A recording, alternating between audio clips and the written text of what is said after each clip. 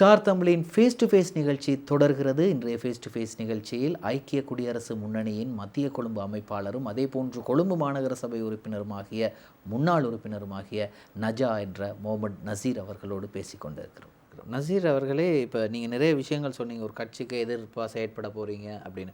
சரி, இந்த கட்சி ஒரு மதசார்பற்ற கட்சி கிடையாது. அதில் சகோதர சிங்கள மொழியை சேர்ந்தவங்களும் இருக்காங்க. அகில இலங்கை மக்கள் நான் சொல்கிறேன் இருக்காங்க. அப்போ அப்படி ஒரு கட்சி தலைவர் இஸ்லாமிய மொழியைச் சேர்ந்தவர், இஸ்லாமிய இனத்தைச் சேர்ந்தவர் ரிஷாட் பதூதி. இந்த கட்சியெல்லாம் விட்டுட்டு எதுக்கு நீங்கள் போய், அது உங்களுடைய தனிப்பட்ட விஷயம், நான் கேட்குற கேள்வி எதுக்கு போயிட்டு இன்னும் ஒரு கட்சியில் சேர்ந்தீங்க, அதுவும் சம்பிக்க ரணவக்கையோட கட்சியில் சேர்ந்தீங்க அப்படின்னு ஒரு கேள்வி. அதாவது சம்பிக்க ரணக்கையை பற்றி மிச்சம் பேர் சில கதைகள் சொன்னாங்க. இவர் துவேச இனவாதம், இவர்கிட்ட துவேசம் இருக்குது, இவர் இப்படியா கொண்டாரு, இவர் அப்படியே ஆலையா போலான்னு நிறைய பேர் என்கிட்ட சொன்னாங்க.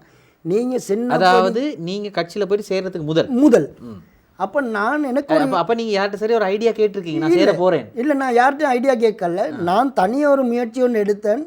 இப்போ இது எல்லாருமா இப்படி எல்லாரும் பேசுகிறாங்களே, இப்படியெல்லாம் சொல்கிறாங்களே, இதை நாங்கள் யாரும் சொல்லி கேட்காம நாங்களே போய்த்து இதில் அனுபவப்படுவோம் அப்படின்ற ஒரு கோரிக்கையில் நான் போனேன். போய்த்து நேரடியாக நான் சேர கண்டேன். சரி மேமத்தவன் ஆள் பக்ஸைட்டியா மேமட்ட இதுக்கு தான் வந்தேன். என்ன சொல்லி நசீர் மிஸ்டர் என்ன சொல்லி தோளில் கையை போட்டு ஆரம்பத்தில் இருந்து இன்றைக்கு வரைக்கும் என்னை பேர் சொல்லி கூப்பிடுற அளவுக்கு அந்த மனுஷன் நிற்கிறார். அப்படி இருக்கிற நேரத்தில் நான் இதை ஒரு ஃபாலோ ஒன்று பண்ணுறதுக்கு மாதிரி நாங்கள் என்ன செஞ்சோம், இஃப்தார் நிகழ்ச்சி ஒன்று வச்சோம். அதுவும் தக்ரு கிராம் பாஸில் பொலிசிக்கு பக்கத்தில் ஒரு இடம் உண்டு. அப்போ நான் சொன்னேன், சார் அப்போ நோம்பி இஃப்தாருக்கு கரண்டேனோ முனாத கரண்டோனி ஓட முனாத ஃபெசிலிட்டிஸுக்கு ஓனி முகுத்தே பா சார். அப்போ அவர்கிட்ட ஒரு ஆர்கனைசர் ஒருத்தர் இருக்கிறார் எங்களோட, மிஸ்டர் சஜித் ரணசிங். இப்போ அவர் எங்கள்கிட்ட சொன்னார், அப்போ உட்காந்து தாலா கரமுங்க அப்படின்னு. எல்லோரும் நாங்கள் சிங்கள ஆட்கள், தமிழ் ஆட்கள், முஸ்லீம் ஆட்கள் எல்லோரும் நாங்கள் சின்டிகேட் ஒன்றை போட்டு நாங்கள் அந்த நிகழ்ச்சியை நிரப்பினோம். இன்வைட் கொடுக்க வந்தார்.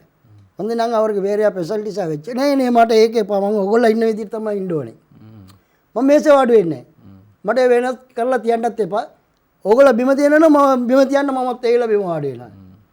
அந்த நிகழ்ச்சி கடைசி மட்டும் இருந்து எங்களை அதை சிறப்பாக்கி வச்சு போனார். இன்றைக்கு முஸ்லீம்களுக்கு நான் ஏண்ட காதால் கேட்டதில்லை. அவர் ஏக்கமே தம்பியா அம்பையா அது இது அந்த கதை அவர் பேசுகிறது இது வரைக்கும் ஏண்ட காதால் கேட்கல. இப்போ நான் ஒரு 7-10 வருஷமாக அவரோட இருக்கிறேன். சரி, அப்போ கட்சி நடவடிக்கைகள் நீங்கள் சொன்னீங்க, மத்திய கொழும்புல ஒரு அமைப்பாளராக இருக்கிறீங்கன்னு. கட்சி நடவடிக்கைகளில் நீங்கள் என்னென்னலாம் செய்கிறீங்க? கட்சி நடவடிக்கைலாம் வேலை செய்கிறோம், பொதுமக்களுக்கு சேவை. அதான் இல்லை, சேவைங்கிறத விட உங்களோட கட்சியை எப்படி வளர்க்குறீங்க?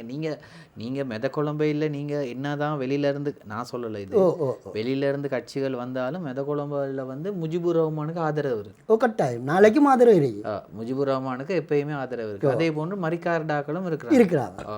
அதே போன்று வேறு கட்சிகள்லாம் இருக்கிறாங்க. கலீல் ரஹ்மான் எல்லாரும். ஆமாம், இந்த மாதிரி நிறைய பேர் இருக்கிறாங்க. இப்போ இவங்களோட போட்டி போட்டுக்கிட்டு எப்படி நீங்கள் உங்களோட கட்சியை மெத கொழம்பையில் இறக்க போகிறீங்க? இல்லை, இறக்கலாம்டா, இப்படி தானே உங்களோட விருப்பம். நீங்கள் ஐக்கிய தேசிய கட்சிக்கு கொடுக்கலாம். ஏண்ட விருப்பம் நான் அகில இலங்கை மக்கள் காங்கிரஸுக்கு கொடுக்கலாம். அது மக்கள் விருப்பம். நாங்கள் போட்டிடுறோம்னு சொல்லி நாங்கள் ஒரு ஏற்பாடு செஞ்சு கொண்டு போக்கல எனக்கு ஒரு 10 பேர் வரத்தானே செய்வாங்க. இப்போ நான் ஏரியாவில் நல்ல வேலையோடு செஞ்சுருந்தால் எனக்கு ஒரு 10 பேர் என்ன பின்னால் இருப்பாங்க. நான் அந்த ஏரியாவில் கெடுமதியாக இருந்தேன்னு சொன்னால் எனக்கு ஒருத்தரும் வர மாட்டேன், நான் பார்த்துட்டு நிற்க தான் ஆகணும். இப்போ நீங்கள் சொல்கிறீங்க உங்களோட ஏரியாங்க கிராண்ட் பாஸ், தகுனு கிராண்ட் பாஸ், உத்தர கிராண்ட் பாஸ், எங்கே போனாலும் என் பேர் மிஸ்டர் நசீர் நஜா என்று சொன்னால் யாருக்குமே தெரியும். இன்றைக்கு கூட கேண்டிடேட் நகரசபாவுக்கு போய்த்து என் பேர் சும்மா நஜா நானாவை தெரியுமா அப்படின்னு சும்மா இருக்கிற மந்திரிமார்கிட்ட கேளுங்களே பார்ப்போம். எவனே என்னைய குத்தம் சொல்ல மாட்டான், சொந்த மனுஷன் தான் சொல்லுவோம். நீங்கள் வேலையும் செஞ்சுருக்கீங்க. அதாவது நீங்கள் இருந்த காலத்துலேயும் சரி, நீங்கள் இப்போயும் தான் நகரசபையில் இல்லாத காலத்துலேயும் வேலை செய்கிறீங்க. அப்போ எங்கேருந்து நீங்கள் மக்களுக்கு உதவி செய்கிறீங்க? யார் மூலியம்? எனக்கு யாருமே தேவையில்லை. எனக்கு இப்போ மஞ்சு ஒரு வேலை ஒன்று தேவை.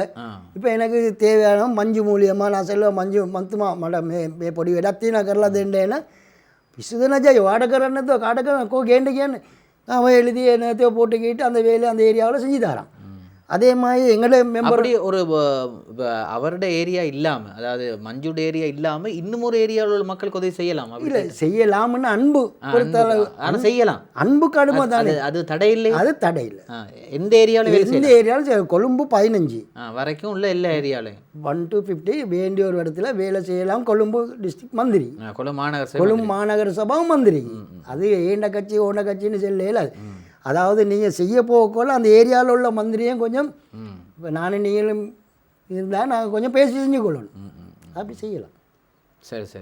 அப்படி இருக்கும்போது இப்போ நீங்கள் சொல்கிறீங்க, இப்போ சிலர் சொல்கிறாங்க, நான் வந்து உங்களுக்கு மக்களுக்கு சேவை செய்யணுமா இருந்தால் கண்டிப்பாக நான் மாநகர சபைக்கோ பார்லிமெண்ட்டுக்கோ போய் தான் செய்யணும். நீங்கள் சொல்கிறீங்க அப்படி தேவையில்லை, வெளியில் இருந்துக்கிட்டே நீங்கள் செய்யணும். இப்போ நீங்கள் செஞ்சு கொண்டு தானே இருக்கீங்க. செய்கிறேன், இன்றைக்கும் செய்ய தான் செய்யணும், செய்யலாம். நீங்கள் வெளியில் இருந்து கொண்டே மக்களுக்கு என்ன சரி செய்யணும்னு நினைக்கிறீங்க, செய்கிறோம். ரைட். இப்படி இருக்கும்போது இந்த மக்களை, அதாவது மக்கள்கிட்ட வந்து இப்போ சொல்கிறாங்கன்னு பார்ப்போமே, இப்போ மாநகர சபை மந்திரி ஒருத்தர் சொல்கிறாரு, எங்களோட கட்சி தலைவர் ஓட் கேட்குறாரு. கட்சி தலைவர் இல்லை, எங்களோட அவரை மாநகர சபை உறுப்பினராக போட்டவர் இருக்காரு, அவர் அடுத்த எலெக்ஷனில் ஓட் கேட்குறாரு. நீங்கள் எல்லாம் அவரை சேர்ந்து வெத்த வைக்கணும். அப்போ பார்லிமெண்ட் எம்பிட்ட வாங்கி என்ன சரி செய்ய முடியுமா? ஏழும். அதாவது பார்லிமெண்ட் எம்பிட்ட நிதியில் ஏழும். அப்போ அதையும் செய்கிறாங்க இல்லை, இது செய்கிறாங்க இல்லைன்னா உங்கள்கிட்ட நான் வாரத்துக்கு எனக்கு டேலண்ட் இருக்கணுமே.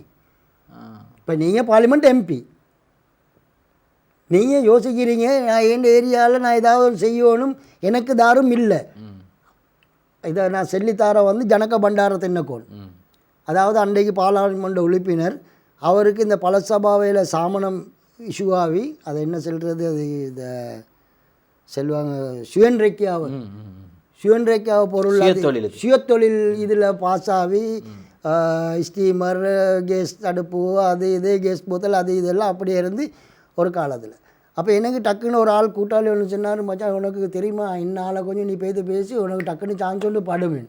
நான் நேரடியாக பேத்து சார் முகது சார் அப்போ பேத்துட்டு உதவ கரான்னு சார், ஓ முனாத மினிஸ்டர் முனாத கராண்டோன்னு சார், மேம் அப்போ மினிஸ்டர் உதவ கராண்டோன்னே சார், உடனே பாஸ் பண்ணி தந்தார் எனக்கு அந்த சாமனம் எல்லாம்.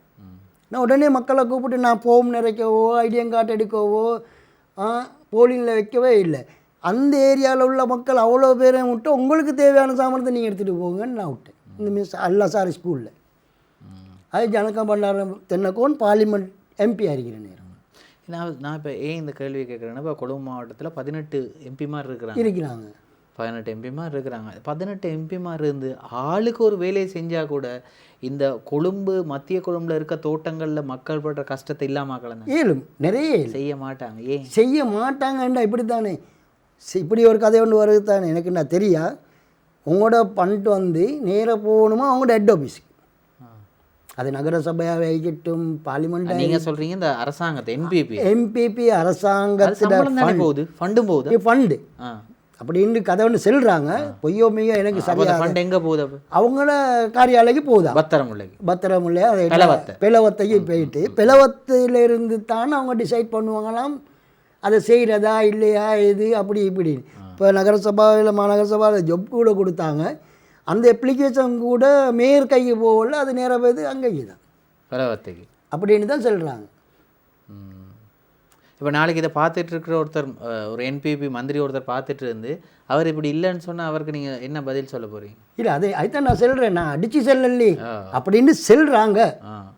அப்போ அது உண்மையாக பொய்யான்னு தெரியும், உண்மையாக பொய்யான்னு. ஆனால் அவங்களுடைய சம்பளம் போகுது அது எல்லாருக்குமே தெரிஞ்ச விஷயம். பிளவத்தைக்கு தான் சம்பளம் போகுதுன்றாங்க, பண்டு போகுது. சாமர சம்பத் வந்து ஒரு கூட்டத்தில் சொல்கிறாரு, இப்போ கடந்த கிழமையில் நானும் கேட்டு 1 லட்சம் தான் கொடுக்குறாங்களாம். 1 லட்சத்தில் எப்படி வாழ்கிறதுன்னு கேட்குறாரு. சம்பளம் அதாவது எல்லாம் பிளவத்தைக்கு வந்த பிறகு அந்த கட்சி காரியாலயத்திலிருந்து அந்த பாராளுமன்ற உறுப்பினருக்கு 1 லட்சம் தான் கொடுக்கும். 1 லட்சம் தான் கொடுக்கும். அந்த 1 லட்சத்தை எடுத்து அவருக்கு வெஹிக்கிள் பெட்ரோல் அடிக்கிறதா, அவர் பிள்ளையில செலவழிக்கிறதா, அவர் வைப்பை பார்க்குறதா, நீ அவர் அந்த ஓட்டம் ஓடுறதா, சமூகத்துக்கு வேலை செய்ய ஓட்டம் ஒரு பிரச்சனை ஒன்று இருக்குது. இப்படி ஒன்று இருக்குது, அது பாவம் தான்.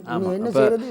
அப்போ இப்படியான ஒரு சூழலில் இருக்கும்போது எதிர்காலத்தில் என்னென்ன விஷயங்கள் எல்லாம் உங்களோட கட்சியில் நீங்கள் பண்ண போகிறீங்க, எதிர்காலத்தில் என்னென்ன நாட்டுக்கு தேவை அப்படிங்கிறத வந்து எங்களுடைய அடுத்த பகுதியில் பார்க்கலாம். ஸ்டார் தமிழின் ஃபேஸ் டு ஃபேஸ் நிகழ்ச்சியில் ஒரு சிறு விளம்பர இடைவேளை.